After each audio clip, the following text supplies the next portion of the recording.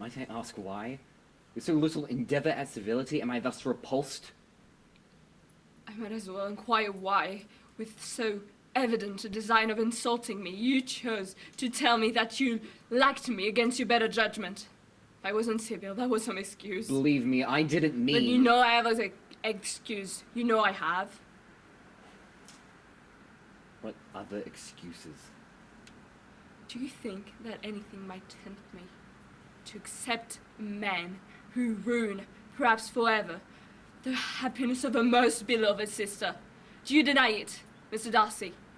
That you separated a young couple who loved each other, exposing your friend to the censor of the word for caprice, and my sister to a derision for disappointed hope, involving them both in misery of the acutest kind? I do not deny it. How could you do it? Because I felt your sister was indifferent to him. Indifferent? I watched him most carefully and found his attachment was much deeper than hers. That's because she's shy. Bingley is too modest, and she was persuaded she didn't feel strongly for him. Because you suggested it. I did it for his own good. My sister hardly showed a true feeling to me. But I suppose you suspected that his fortune had some bearing in the matter. No. I wouldn't do your sister the dishonor, even though it was suggested. What was? It was made perfectly clear that an advantageous marriage... Did my sister give you this impression? No. There was, however, I have to admit, the matter of your family. Or want of connection. Mr. Bingley didn't vex himself about that. No, it wasn't just that. Well, how, sir? Though it pains me to say it, it was the lack of propriety of your mother, your 3 younger sisters, even occasion your father. Forgive me. You and your sister I must exclude from this.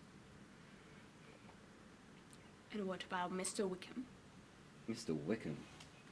What excuse can you give for your behavior to him? You take an eager interest in that gentleman's concerns. He told me about his misfortune. Oh yes, his misfortunes must be very great indeed. You ruin his chance and still treat him with sarcasm. So this is what you think of me. Thank you for explaining it so fully. Perhaps these offenses may have been overlooked had your pride not been so hurt by my honesty in admitting scruples about our relationship. Could you expect me to rejoice in the inferiority of your circumstances? And those are the word of a gentleman.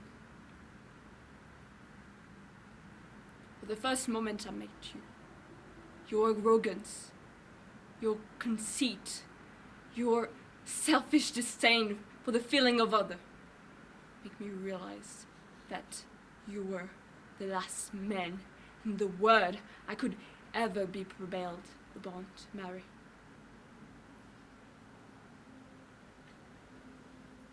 Forgive me, madam, for taking up so much of your time.